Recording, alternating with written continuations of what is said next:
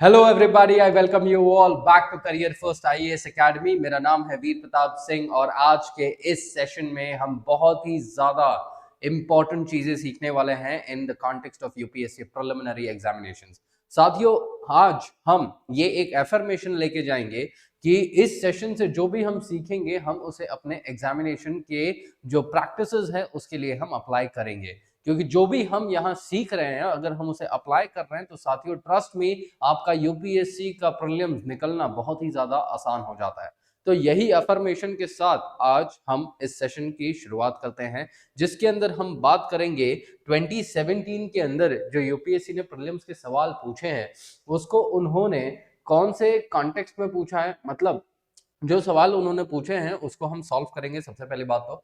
और दूसरा ये चीज हम समझेंगे कि उस सवाल में से क्या आगे आने वाले समय में कोई और सवाल बन सकता है क्या। सो इन दैट पर्टिकुलर एजेंडा हम इस सेशन को आगे बढ़ाते हैं।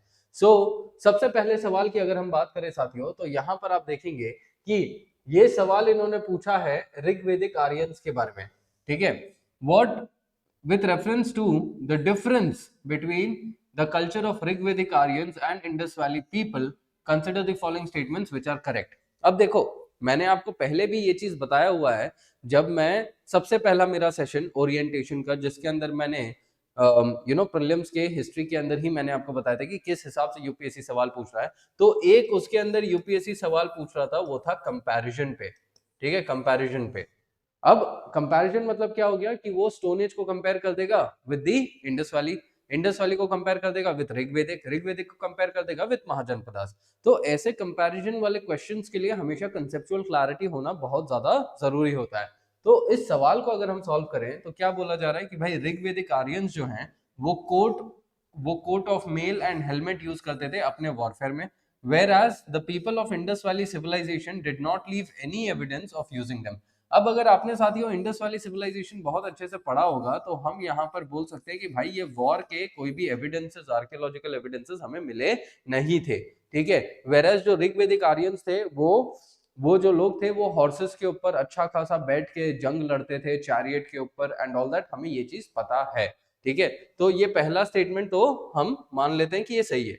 ऋग्वेदिक Aryans knew of gold, silver and copper, whereas Indus Valley people knew only of copper and iron। अब यहां पर देखिए, यहां पर क्या हो रहा है, ओनली है, सबसे पहली बात तो यही हो गया। अब हरप्पन सिविलाइजेशन की हम बात करते हैं तो भाई ये एक अर्बन सिविलाइजेशन था ना, तो अगर अर्बन है तो क्या सिर्फ इसके पास कॉपर ही रहेगा क्या, ये सबसे पहला एलिमिनेशन हो गया। दूसरा, हरप्पन सिविलाइजेशन को हम ब्रॉन्ज सिविलाइजेशन भी बोलते हैं, लेकिन यहां पर तो सिर्फ कॉपर और आयरन बोला है, वो सेकंड एलिमिनेशन वाला हो गया। हम ये दो तरीके हो गए एलिमिनेट करने के। तीसरा ये था कि भाई आयरन तो हमें कब मिला था, आयरन 1000 बीसी के तहत मिला था। अब 1000 बीसी में जब आयरन मिला तो इंडस वाली तो उसके पहले ही था ना, तो उस हिसाब से तीन तरीके हमने देख लिए कि भाई सेकंड स्टेटमेंट कैसे रॉन्ग होगा। अब सेकंड स्टेटमेंट को रॉन्ग कर लो तो दो ऑप्शन अपने आप ये हो जाएंगे, फर्स्ट स्टेटमेंट तो वैसे ही अपने को सही दिख रहा है, अब थर्ड का अपने को देखना है। Rigvedic Aryans had domesticated horse, whereas there is no evidence of Indus Valley people having been aware about this animal। अब देखो यहाँ पर हमें ये पता है कि भाई ऋग्वेदिक आर्यंस के लिए हॉर्स बहुत ज्यादा इंपॉर्टेंट था क्योंकि वो वॉरफेयर के लिए काम करता था। ठीक है, तो वो स्टेटमेंट के हिसाब से ये सही हो जाता है, लेकिन इंडस वैली के बारे में हमें अभी तक ये इसका कोई एविडेंस मिला नहीं। अब देखिए, हमें कुछ ना कुछ बोन्स मिलते हैं, ओके, सुर कोटड़ा से हमें बोन्स मिलते हैं, हड्डियां मिलती हैं, लेकिन उन हड्डियों का हम अभी तक ये बोल नहीं पाए हैं 100% रूप से कि भाई ये घोड़े की ही हड्डियां थी कि नहीं थी। ठीक है, तो अभी तक के हिसाब से क्या हो गया कि भाई हमें वो हड्डियां नहीं मिली है, तो वो स्टेटमेंट के हिसाब से ये जो थर्ड स्टेटमेंट है वो सही है, क्योंकि ये हमें इंडस वाली में नहीं मिलता है। तो इसका आंसर क्या हो जाएगा, 1 एंड 3। अब इससे क्या पता चलता है कि भाई यहाँ पर यूपीएससी जो है चाल्कोलिथिक का कंपैरिजन इंडस वाली से कर सकती है। ठीक है, ये कल्चर का कंपैरिजन हो गया, इसके अलावा अर्बनाइजेशन का कंपैरिजन कर सकती है between the Vedic age and the particular Indus valley civilisation. फिर वैदिक एज और महाजनपदास के बीच का कंपैरिजन हो सकता है इसी एस्पेक्ट के ऊपर कि सोसाइटी, कल्चर और अर्बनाइजेशन के ऊपर। तो ये कंपैरिजन वाला एपिसोड हम देखेंगे, और पहले ओरिएंटेशन वाले आप वीडियो को देख लेना मेरे, तो उसके अंदर भी मैंने उसके बारे में ही बात करा हुआ है। अगले सवाल की बात करें, with reference to Manipuri Sankirtana consider the following statements. It is a song and a dance performance. Cymbals are the only musical instruments used in this performance. It is performed to narrate the life and deeds of Lord Krishna.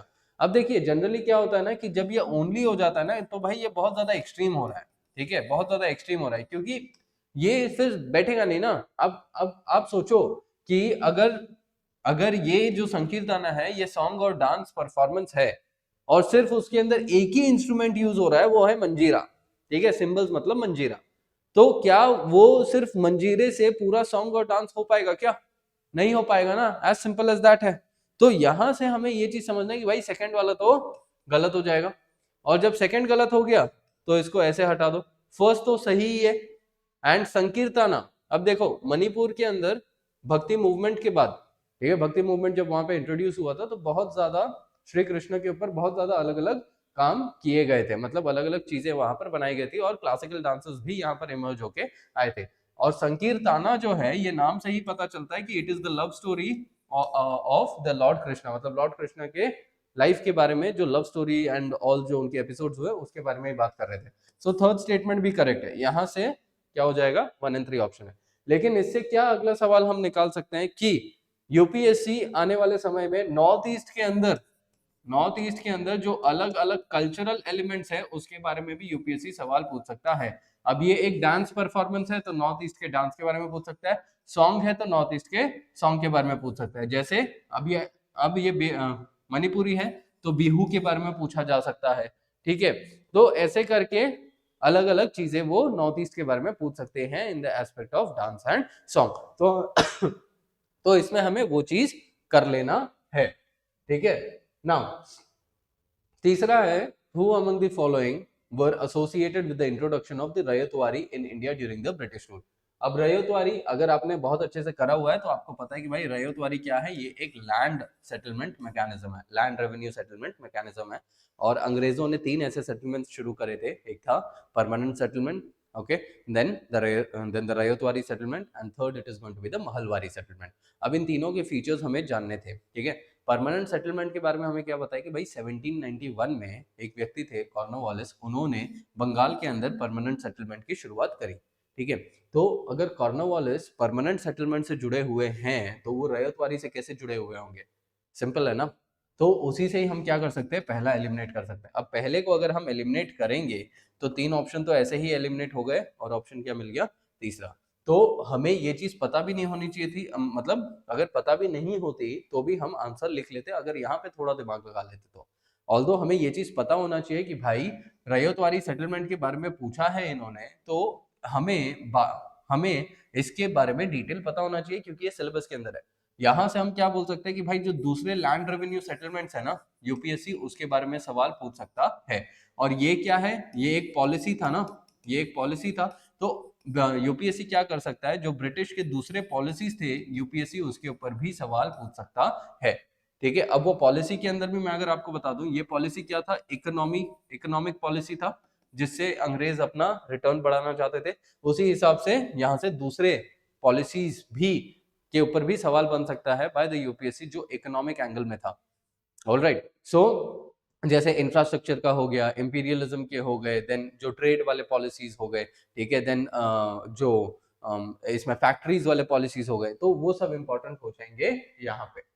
अगले की जब हम बात करें, the trade disputes act of 1929 it provided for what. अब देखो साथियों, ये एक बहुत ही फैक्चुअल क्वेश्चन है, ठीक है, ये एक बहुत ही फैक्चुअल क्वेश्चन है, जिसको पता रहेगा वो इसको कर लेगा, ठीक है। क्योंकि अगर एलिमिनेट करने जाएं तो ट्रेड डिस्प्यूट्स एक्ट 1929 का, उस टाइम पे कौन था, ब्रिटिश थे। ब्रिटिश कभी भी जो भी पॉलिसी बनाएंगे वो किसके लिए बनाएंगे, for the benefit of the britisher, okay, वो इंडियंस के बेनिफिट के लिए नहीं बनाएंगे। लेकिन 1929 का टाइम पीरियड देखो, इस टाइम पे हम पूर्ण स्वराज की भी बात कर रहे हैं इंडिया के अंदर, मतलब हमारे लोग जो हैं पॉलिटिकली मोटिवेटेड हैं, पॉलिटिकली एजुकेटेड हैं। तो अगर अंग्रेज कोई भी ऐसा पॉलिसी बना रहा है तो हमें वो चीज पता रहेगा कि भाई ये गलत पॉलिसी है, तो उस हिसाब से हमें इसको सॉल्व करना है। Trade disputes act it provided for the participation of workers in the management of industries, ठीक है। arbitrary powers to the management to quell the industrial disputes। अब अगर ये चीज दिया होता तो 1929 में अगर ये चीज दिया होता तो जाहिर सी बात है इंडियंस जो है उसके विद्रोह में होते, ठीक है, वो कभी एक्ट बन भी जाता तो उसे निकालना पड़ता, ठीक है, हटाना पड़ता। And intervention by the British court in the event of trade dispute. भाई ब्रिटिश कोर्ट तो ऑलरेडी था ना, इंडिया के अंदर जो भी जुडिशियरी सिस्टम था वो तो ऑलरेडी ब्रिटिश का ही था, ठीक है, और ब्रिटिश तो देख ही रहा था ऑलरेडी जो भी डिस्प्यूट होंगे उसके ऊपर। A system of tribunals and a ban on strikes. A system of tribunals, उस टाइम पे ट्रिब्यूनल वगैरह इतने ज्यादा मतलब इतना पॉपुलराइज नहीं था, क्योंकि ब्रिटिश कोर्ट जो इंडिया के अंदर कोर्ट था वही देख रहा था इन सब चीजों में, ठीक है। सो इतना इलेबोरेट जुडिशियल सिस्टम नहीं था। तो अगर एलिमिनेट करने जाएं नॉर्मली देखो तो ट्रिब्यूनल्स को हम ऐसे एलिमिनेट कर सकते हैं, ब्रिटिश कोर्ट ऑलरेडी देख रहा था तो इसको एलिमिनेट कर सकते हैं। आर्बिट्ररी पावर्स की जब ये बात कर रहे हैं, मतलब अंग्रेज मैनेजमेंट को अंधाधुंध पावर्स, मैनेजमेंट में कौन रहेगा, अंग्रेजी रहेंगे ना, तो मैनेजमेंट को अंधाधुंध पावर्स मतलब लोगों का, मतलब लोगों के ऊपर बहुत ज्यादा अत्याचार, तो ये भी चीज नहीं होगा। The participation of workers in the management of industries, जो कि 1929 के जो सिचुएशंस थे उसके हिसाब से कहीं ना कहीं लाइन पे थे, क्योंकि अंग्रेज ऐसा भी नहीं चाहते थे कि इंडियंस एक ही बार में सब विद्रोह पे आ जाए। तो अगर एलिमिनेट करने जाए तो इसका सबसे पहला वाला जो आंसर है वही बनता है। बट इसके अलावा हमें क्या देखना है कि देखो मैंने इकोनॉमी के बारे में बोला, पॉलिसी के बारे में, वैसे ही जो पॉलिसीज हैं उसके बारे में हमें यहाँ पर और ज्यादा सर्च करना पड़ेगा कि यूपीएससी आगे आने वाले समय में और कौन से पॉलिसीज के बारे में पूछ सकती है। The next is the object of Butler committee in 1927 was. अब यहाँ पर ये इंपॉर्टेंट हो जाता है। बटलर कमिटी जो है साथियों, ये एक स्टेट्स कमिटी थी, मतलब जो सेंटर और स्टेट के बीच का जो रिलेशन है ना उसको सॉल्व करने के लिए ये 1927 में बनाई गई थी, ठीक है। अब यहां से हमें क्या पता चलता है कि भाई जो दूसरे कमिटीज भी है ना, अंग्रेजों ने कौन से सेटअप करे थे जिसके बारे में हमें पता होना चाहिए। So the first being is यहाँ पर एक तो आइचिंगसन कमिटी हो गया, देन ली कमीशन हो गया, then it is going to be the Hunter commission हो गया, ठीक है। ऐसे जो अलग अलग कमिटीज अंग्रेजों ने सेटअप करे थे, साइमन कमीशन तो आपको पता ही है, तो वैसे ही क्रिप्स कमीशन आपको पता ही है। सो ऐसे जो अलग अलग कमिटी सेटअप करे गए थे उसके बारे में हमें पता होना चाहिए, क्योंकि यूपीएससी ने 2017 में ये सवाल पूछा है, तो आगे आने वाले समय में भी यूपीएससी सवाल पूछ सकता है, ठीक है। अब इसके आंसर की अगर हम बात करें, it define the jurisdiction of the central and provincial governments, नहीं, ये रिलेशन को और ज्यादा अच्छा करने के लिए था। Define the powers of secretary of state, नहीं। Impose censorship of national press, नहीं। Improve the relationship between the government of India and the Indian states. तो जो क्राउन है, जो क्राउन रूल है और जो स्टेट्स है उनके बीच के रिलेशन को सुधारने के लिए बटलर कमीशन को बनाया गया था, ठीक है। तो इससे हमें ये पता चल रहा है कि हमें आगे चल के और किस किस चीजों के ऊपर हमें करना चाहिए। देखो मैं यहाँ पर आपको एलिमिनेशन के ट्रिक्स नहीं बता रहा हूँ, क्योंकि ये सब चीजें हो चुकी है और यूपीएससी ने अपना पैटर्न बदल दिया है, इतना इजी यूपीएससी अब पूछता नहीं है। तो हमें क्या करना है कि यूपीएससी अब क्या पूछ सकता है, इन सवालों के बेसिस पे हमें वो चीज जानना है, तो हम वही चीज यहाँ पर करने की कोशिश कर रहे हैं। कंसिडर द फॉलोइंग पेयर्स, ठीक है, इनमें से which of the above pairs are matched correctly. Radha Kantadev, Gajalu Lakshman Narasu Chetty and Surendranath Banerjee. साथियों ये जो क्वेश्चन है ये पॉलिटिकल एसोसिएशंस का क्वेश्चन है, मतलब कौन से लोगों ने कौन से पॉलिटिकल एसोसिएशंस के साथ जुड़े थे और उसको उन्होंने फाउंड करा था, ठीक है। तो यहाँ पर ये बहुत ही वंस अगेन हमें ये चीज के बारे में बहुत डिटेल में पता होना चाहिए था। तो सबसे पहले अगर राधाकांत देव की बात करें, he was the first president of the British India association. Gajalu founder of Madras Mahajan Sabha. Surendranath Banerjee founder of the Indian association, okay. So अगर यहाँ पर हम देखें तो सबसे पहले एलिमिनेट करते हैं। आपने मद्रास महाजन सभा तो पढ़ा ही होगा, ठीक है, बॉम्बे प्रेसिडेंसी एसोसिएशन, मद्रास महाजन सभा, ठीक है। तो मद्रास महाजन सभा में हमें क्या पता है कि भाई 3 लोग थे, ठीक है, Anand Charlu, Veera Raghavachariar, okay, and S Iyer.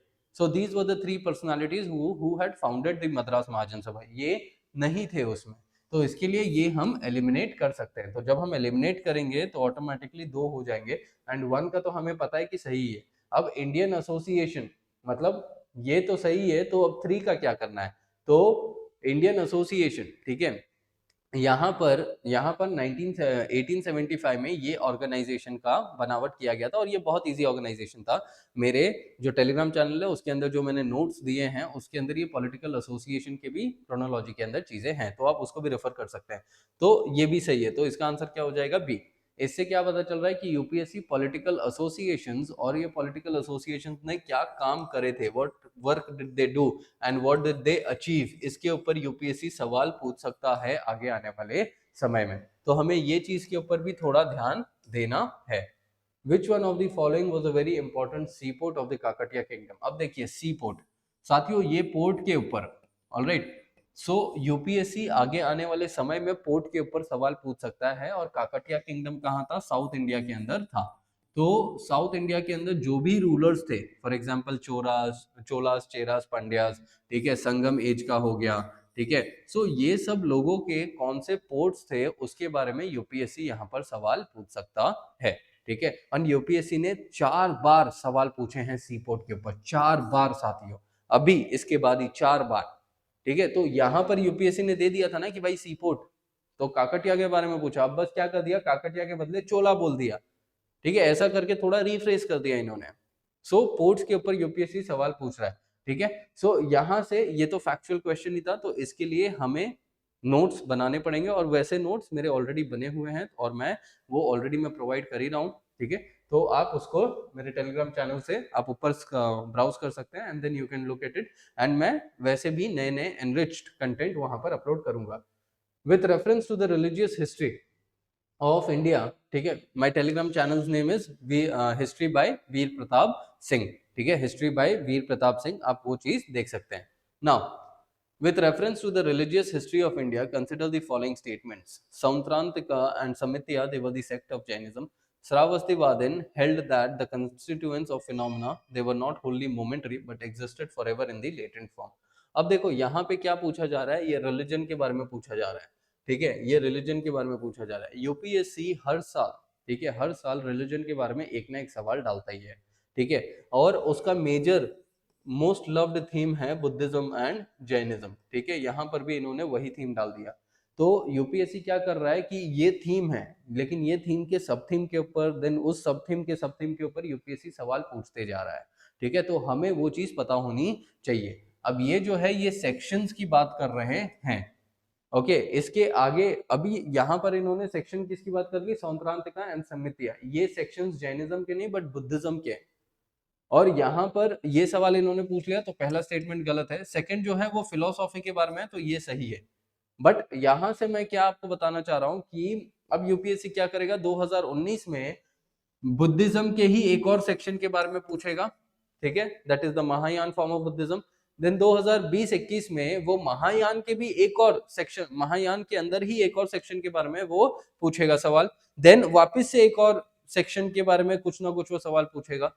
तो ऐसा करके वो क्या कर रहा है, डीप मेन थीम के सब थीम में, सब थीम के सब थीम में, और सब थीम के सब थीम में जा रहा है। तो ऐसे यहां से हमें क्या पता चल गया कि भाई यूपीएससी इसके ऊपर सवाल पूछ रहा है, ठीक है, और बुद्धिज्म के ऊपर सवाल पूछ रहा है, तो वैसा। अब यूपीएससी जैनिज्म के सेक्शंस के ऊपर भी सवाल पूछ सकता है, तो हमें जैनिज्म के सेक्शंस भी करने पड़ेंगे, और यहाँ पर इन सेक्शंस के फिलोसॉफीज क्या थे, वो किस चीज में यकीन रखते थे, हमें वो भी यहाँ पर करना पड़ेगा, ठीक है। Now in the context of Indian history the principle of dyarchy refers to, अगर आपने जीओआई एक्ट 1919 पढ़ा, तो जीओआई एक्ट में एक स्पेसिफिक वर्ड है dyarchy, that means dual rule, ठीक है। अब वो ड्यूअल रूल के कॉन्टेक्स्ट में क्या है इसका ऑप्शन, सबसे पहला तो division of the central legislature into 2 houses, नहीं, ये 2 हाउसेस वाला कॉन्सेप्ट जो होता है उसको बाइकैमेरलिज्म बोलते हैं, ठीक है, तो ये गलत है। Introduction of double government, that is central and state, भाई डबल गवर्नमेंट मतलब फेडरलिज्म का कॉन्सेप्ट हो रहा है यहाँ पे, डायरकी नहीं आ रहा है, ठीक है। डायरकी मतलब dual rule, having two set of rulers, one in London and another in Delhi, नहीं भाई ये तो सेक्रेटरी ऑफ स्टेट और वाइसरॉय वाला कॉन्सेप्ट हो गया, तो ये तो नहीं है। Division of subjects into subjects delegated to the provinces into 2 categories, yes ये है, क्योंकि 2 कैटेगरीज कौन से थे, एक तो गवर्नर के लिए था, दैट इज रिजर्व्ड कैटेगरी, और दूसरा पॉपुलर मिनिस्टर्स के लिए था, that is the transferred category, okay. Reserved category and transferred category, एक ही जगह में दो लोग रूल कर रहे हैं, that is the system of dyarchy. और वो दो लोग कैसे रूल कर रहे हैं, governor through the reserved subjects and the popular ministers जो इलेक्ट होके मिनिस्टर्स आए हैं वो थ्रू द ट्रांसफर्ड सब्जेक्ट्स। तो इस हिसाब से हमें ये कंसेप्ट क्लियर होने चाहिए थे, तब जाके हम इसको सॉल्व कर सकते हैं। अब यहां से फ्यूचर में क्या पूछा जा सकता है, भाई एक सवाल ये पूछा ना, तो इसके अलावा ये आगे आने वाले समय में बाइकैमेरलिज्म के बारे में पूछ सकते हैं, या तो फेडरलिज्म, मतलब बाइकैमेरलिज्म कौन से एक्ट के अंदर आया था during the British India, federalism कौन से एक्ट में, सेक्रेटरी ऑफ स्टेट कौन से एक्ट में। तो यहाँ से हमें क्या पता चल रहा है कि भाई जो एक्ट्स है ना, GOI act, councils act, charter act, हमें इसके बारे में बहुत अच्छे से पढ़ लेने, क्योंकि यूपीएससी इसके ऊपर सवाल बना सकता है। तो यहां से हमें ये चीज पता चल रहा है। Next one is the painting of Bodhisattva Padmapani is one of the most famous and often illustrated at, ठीक है, ऑफन इलस्ट्रेटेड एट। अब देखो एलिमिनेट अगर करें तो एलोरा के अंदर कौन से पेंटिंग्स है, बुद्धिस्ट, ब्राह्मण एंड जैन। बाघ जो है ये एक हिंदू पेंटिंग है, हिंदू केव है, ठीक है, बादामी हिंदू और जैन केव, एंड ये ओनली बुद्धिस्ट केव्स है, ठीक है।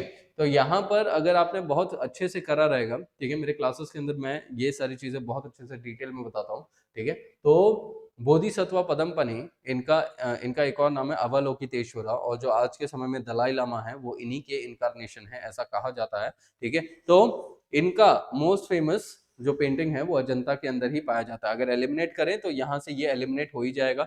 बाघ जो है हिंदू प्लस बुद्धिज्म था, लेकिन यहाँ पर इतना ज्यादा नहीं था। एलोरा के अंदर इतने ज्यादा बुद्धिस्ट पेंटिंग्स इतने सर्वाइव कर ही नहीं पाए हैं। तो मेजर सर्वाइविंग इज इन दी अजंता, और ये पेंटिंग हमें अजंता से मिलती है। यहाँ से क्या पता चल रहा है कि भाई हमें पेंटिंग्स के ऊपर बहुत डिटेल में करना पड़ेगा, ठीक है। ये पेंटिंग्स जो है ये मुरल पेंटिंग्स हैं। अब यूपीएससी क्या कर सकता है, ये तो इसने पूछ लिया, अब इन तीनों के अंदर से यूपीएससी कोई मुरल पेंटिंग रहेगा उसके बारे में यूपीएससी सवाल पूछ सकता है, ठीक है, कि कौन से केव्स में कौन से अलग अलग पेंटिंग्स थे वो आप बता दो। तो यहाँ से हमें ये चीज निकालना है। जैसे बाघ केव्स जो है वो पहले यूपीएससी ने पूछ लिया है, तो उस बेसिस पे यहाँ पे ये सवाल बना। अगला जो है ट्रेडिशंस एंड कम्युनिटीज, मतलब हमें ये देखो, ये सवाल जो है हमें इससे क्या समझना है कि भाई यूपीएससी जो है अलग अलग जगहों पे जो रिलीजियस मार्चेस या ट्रेडिशंस जो फॉलो करे जाते हैं north India, south India, east and west में, हमें उन ट्रेडिशंस के बारे में भी थोड़ा बहुत पता होना चाहिए। जैसे जतरा हो गया, ठीक है, देन जो पंढरपुर की यात्रा हो गई, ठीक है। सो ऐसे ये वाले जो चीजें हैं हमें इनके बारे में पता होना चाहिए, क्योंकि यूपीएससी उसके बारे में पूछ सकता है। चलीना साहिब फेस्टिवल, ठीक है, सिंधी का है। नंदराज यात्रा जो है ये उत्तराखंड का है, ठीक है, नंदराज यात्रा उत्तराखंड का है, नंदा देवी मंदिर में। और गोंड जो है ये उत्तराखंड में नहीं, ये सेंट्रल इंडिया में पाए जाते हैं, तो सेकंड स्टेटमेंट गलत है। वरी वरकारी जो है ये पंढरपुर यात्रा के साथ जुड़ा हुआ है, that is for the Vithoba cult. और विठोबा कल्ट में संथल नहीं होते हैं, संथल तो सेंट्रल इंडिया एमपी में होते हैं, यहाँ पर ये महाराष्ट्र के अंदर है। सो सेकंड एंड थर्ड गलत हो जाएगा, आंसर इज ओनली वन। तो यहाँ से हमें ये चीज निकालना था। Next is which of the following are famous sun temples. अब साथियों देखिए यहाँ पे सन टेम्पल है, तो यूपीएससी आगे चल के आपसे ज्योतिर्लिंग के बारे में भी पूछ सकता है। अब 2013-2012 में यूपीएससी ने ज्योतिर्लिंग के बारे में पूछा था, तो इसके लिए अब यहाँ पर सन टेम्पल पूछ लिया। लेकिन सन टेम्पल के अलावा यूपीएससी अब क्या पूछ सकता है आपसे, शिवा टेम्पल्स कौन से हैं, या शक्ति टेम्पल्स कौन से हैं, या वैष्णव टेम्पल्स कौन से हैं फेमस वाले। यूपीएससी आपसे ये चीज पूछ सकता है। तो सन टेम्पल्स इन सब में से कौन से हैं, तो अगर हम एलिमिनेट करें, ठीक है, तो ओमकारेश्वर, ओमकार भाई किसका नाम है, ये लॉर्ड शिवा का नाम है ना, तो जाहिर सी बात है ये कैसे होगा सन टेम्पल। सो 3 को एलिमिनेट करो, ऑटोमेटिकली ऑप्शंस एलिमिनेट हो जाएंगे, आंसर क्या बच जाएगा, ए, ठीक है। अमरकंटक को अगर 2 को भी एलिमिनेट करना है तो अमरकंटक, ओके, कंटक, कंठ, कंठधारी, नीलकंठधारी, ओके, नीलकंठधारी किसको बोलते हैं, it is Lord Shiva himself. तो यहां से 2 को भी आप एलिमिनेट कर लो, ऑटोमेटिकली आपका आंसर बन जाएगा। So the answer is 1। लेकिन इससे हमें क्या समझना है, यूपीएससी अलग अलग कौन से टेम्पल्स के ऊपर सवाल पूछ सकता है, तो मैपिंग में हमें पता होना चाहिए, ठीक है। वो नॉर्थ से साउथ, साउथ से नॉर्थ, ये सब चीजें में भी अरेंज करके ऐसे सवाल पूछ सकता है। तो यहाँ पर साथियों ये था, इस सेशन में हमने ये सारी चीजें जानी कि यूपीएससी कौन से बेसिस पे सवाल पूछ रहा है और इन सवालों से आगे चल के क्या पूछा जा सकता है।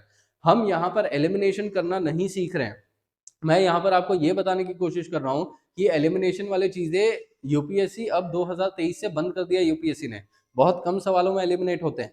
तो यहाँ पर कंसेप्चुअल क्लैरिटी होना चाहिए और स्मार्ट एनालिसिस होना चाहिए कि भाई प्रीवियस ईयर के बेसिस पे यूपीएससी कौन से सवाल आगे चल के पूछ रहा है, ठीक है। सो वही चीज हमें इस सेशन से सीखना है। सो आज के लिए साथियों बस इतना ही। Take good care, study well, be affirmative, be consistent, be discipline. With this, I thank every one of you for watching me and for watching Career First IAS Academy.